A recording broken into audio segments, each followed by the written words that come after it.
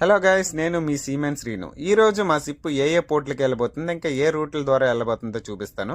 చైనాలో 2 పోర్ట్లు అయిపోయిన తర్వాత మేము మలేషియా వెళ్ళి అక్కడ నుంచి లాంగ్ జర్నీ అయితే స్టార్ట్ అవుతుంది. మలేషియా నుండి యూరోప్లోని నెదర్లాండ్లోని రోటర్డామ్ అనే పోర్ట్కి వెళ్ళి అక్కడి నుంచి జర్మనీలోని హ్యాంబర్గ్, తర్వాత లండన్, మొరాకోలోని టాంజర్ అనే పోర్ట్కి వెళ్ళి దాని తర్వాత అయితే మేము మళ్ళీ ఏషియన్ పోర్ట్లకి అయితే రిటర్న్ వస్తాము.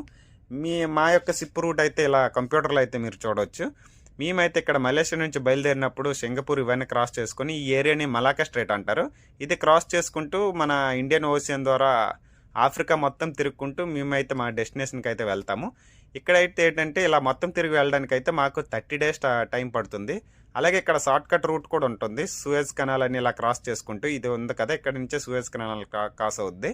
ఇక్కడ ఏంటంటే ఇండియా రెడ్ సీ ఇంకా గల్ఫ్ ఆఫ్ ఈడెన్ అని 2 ఏరియాలు ఉంటాయి.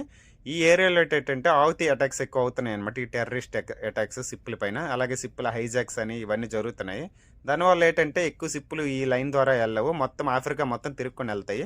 ఇలా సూయజ్ కెనాల్ క్రాస్ చేసుకుని వెళ్తే ఏంటంటే 10 డేస్ మనకి టైం తగ్గుతుంది. 20 డేస్లోనే క్రాస్ అయిపోవచ్చు. సో ఈ అటాక్స్ వల్ల ఏంటంటే మొత్తం తిరుక్కొని వెళ్ళవలసి వస్తుంది. Thank you guys for watching. Please follow and subscribe.